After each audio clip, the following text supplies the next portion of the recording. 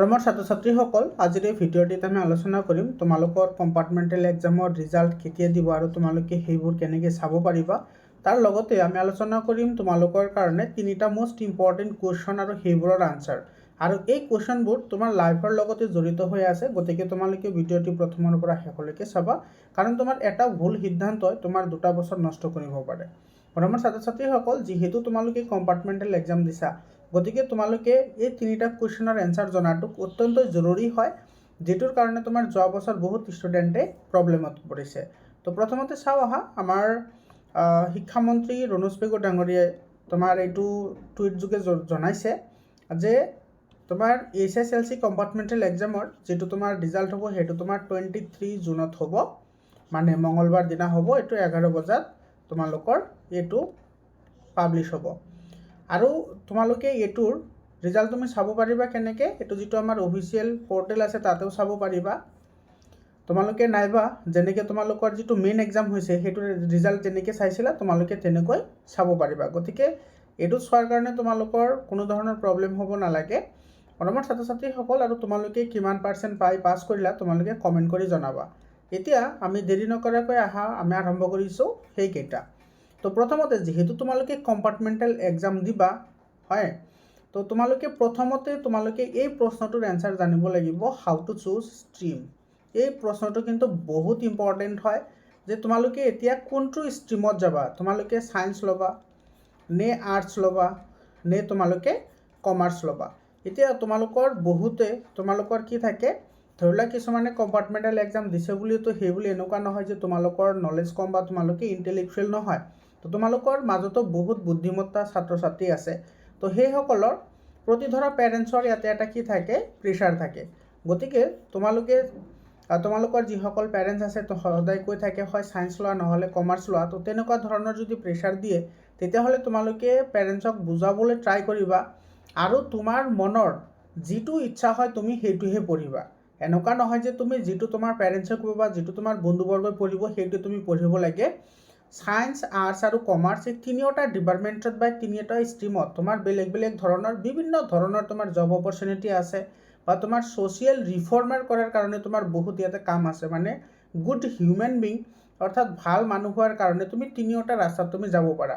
এনেকুৱা নহয় যে তুমি ছায়েন্স আৰু কমাৰ্চ পঢ়িলে দেশৰ বহুত উন্নতি কৰিবা, তেনেকুৱা নহয়।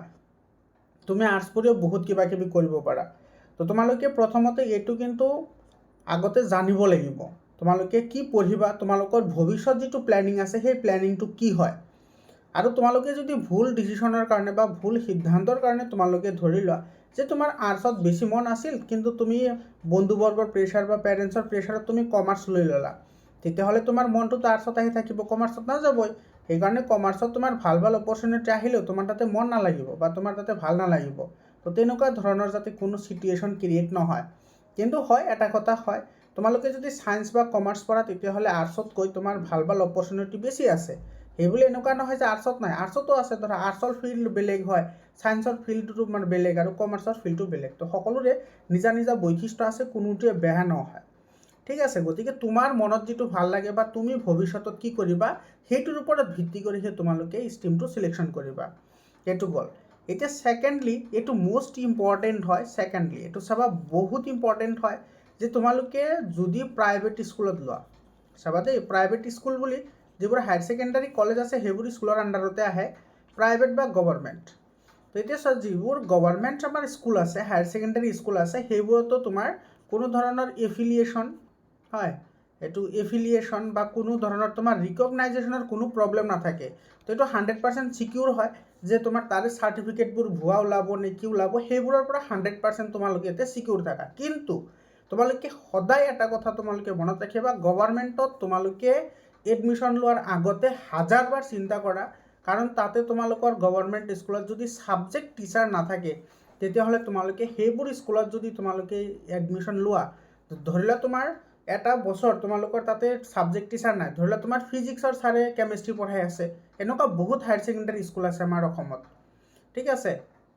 তো তোমালোকে সদায় এই গভৰ্ণমেণ্ট স্কুলত এডমিশ্যন লওঁতে সদায় তোমালোকে ছাবজেক্ট টিচাৰ আছেনে নাই তোমালোকে সেইটো কনফাৰ্ম হৈ ল'বা, ঠিক আছে। আৰু তোমাৰ সেকেন্ডলি চোৱা প্ৰাইভেট স্কুলবোৰত সাধাৰণতে ছাবজেক্ট টিচাৰসকল বেছি থাকে, কিন্তু ইয়াতে এটা প্ৰব্লেম থাকে, এফিলিয়েশ্যনৰ প্ৰব্লেম থাকে। আজিকালি কিন্তু তোমাৰ এই যিটো এফিলিয়েশ্যনৰ যিটো প্ৰব্লেম বা তোমাৰ যিটো ৰিকগনাইজেশ্যনৰ যিটো প্ৰব্লেম আছে, এই প্ৰব্লেমটোৱে কিন্তু তোমালোকৰ 2 বছৰ একদম নষ্ট কৰি দিব পাৰে, বা তোমালোকৰ যিবোৰ চাৰ্টিফিকেট আছে সেইবোৰ কিন্তু নষ্ট কৰি দিব পাৰে। গতিকে তোমালোকে আগতে জানি ল'বা যে সেইটোৰ যিটো ৰিকগনিজন আছে বা এফিলিয়েশ্যন যিটো আছে সেইটো 100% সঁচা হয় নে মিছা হয়, সেইটো চাই ল'বা। লগতে টিচাৰো চাই ল'বা, এনেকুৱা নহয় যে তোমাৰ টিচাৰ থাকিলেই যে ভাল হ'ব, তেনেকুৱা নহয়। তো প্ৰাইভেট স্কুলবোৰতো আজিকালি তোমাৰ যি টি টিচাৰ লৈ তোমাৰ স্কুলবোৰ চলাই থাকে। তো তোমালোকে সেইবোৰত তোমাৰ যিসকল পাছ আউট হৈ যোৱা ষ্টুডেণ্ট আছে সেইসকলৰ লগত তোমালোকে পৰামৰ্শ কৰি তোমালোকে কি কৰিবা, ইয়াতে এডমিশ্যন ল'বা। ঠিক আছে, তো এই দুটা গ'ল। আৰু লাষ্টৰ যিটো তোমাৰ কুৱেশ্যন, সেই কুৱেশ্যনটো হৈছে যে তোমালোকৰ যিটো ভৱিষ্যত প্লেনিং আছে, এইটো মন কৰা দেই, বহুত ইম্পৰ্টেণ্ট কুৱেশ্যন হয়। তোমালোকৰ যিটো ভৱিষ্যত প্লেনিং আছে, তোমালোকৰ এই হায়াৰ ছেকেণ্ডাৰী তাতে প্ৰভাৱ পেলাব নেকি? একেবাৰে 100% প্ৰভাৱ পেলাব। তোমালোকে যদি এডুকেশ্যন ছেক্টৰত যোৱা তথাপি প্ৰভাৱ পেলাব, নাইবা ধৰা তোমালোকে যিকোনো ধৰণৰ ধৰা তোমাৰ টেকন'লজি ডিপাৰ্টমেণ্টত গ'লা, বা তোমালোকে যদি ছায়েন্স বেকগ্ৰাউণ্ডত যোৱা, নাইবা তোমালোকে যদি কমাৰ্চ বেকগ্ৰাউণ্ডত যোৱা, তোমালোকৰ কিন্তু হায়াৰ ছেকেণ্ডাৰীৰ যিটো ডিচিশ্যন আছে সেইটো কিন্তু 100% ইম্পেক্ট পেলাব তাতে। এক্সাম্পল হিচাপে চোৱা, ধৰি লোৱা তুমি ছায়েন্স পঢ়ি ভাল পাইছা বা তুমি ছায়েন্সত পঢ়ি আছা। এতিয়া ছায়েন্সত পঢ়ি থাকিলে তোমাৰ ইয়াতে ধৰি লোৱা তোমাৰ এইটো যিটো তোমাৰ ছায়েন্স আছে বা ছায়েন্সৰ পাৰ্ট যিবোৰ আছে, যেনেকুৱা তোমাৰ ধৰা ফিজিক্স, তাৰপিছত তোমাৰ কেমেষ্ট্ৰি আৰু বায়'লজি, এই 3টা পাৰ্ট ইয়াতে থাকিব। লগতে তোমাৰ ইয়াতে কি থাকিব, মেথছো থাকিব। ঠিক আছে, এতিয়া তুমি চোৱা এই 3টা পাৰ্টত তুমি যাব পাৰিবা ইয়াতে, হয়। কিন্তু তোমাৰ ধৰি লোৱা তোমাৰ বায়'লজিত বহুত ইণ্টাৰেষ্ট আছে, কিন্তু তুমি যদি ভাবি আছা নহয় মই আৰ্টছ পঢ়িম লগতে বায়'লজি পঢ়িম, তেতিয়াহ'লে তোমাৰ এইটো কিন্তু এডুকেশ্যন ছেক্টৰত কিন্তু এইটো এটা বেৰিয়াৰ হিচাপে কাম কৰিব পিছত। ঠিক আছে, কাৰণ তোমাৰ আজিকালি এডুকেশ্যন ছেক্টৰ মানে কি, ধৰি লোৱা তুমি প্ৰফেচাৰ হ'ব বিচাৰি আছা, নাইবা তুমি টিচাৰ হ'ব বিচাৰি আছা, তেতিয়াহ'লে তোমাৰ যিটো ছাবজেক্ট কম্বিনেশ্যন সেইটো কিন্তু ছায়েন্সতে থাকিব লাগে।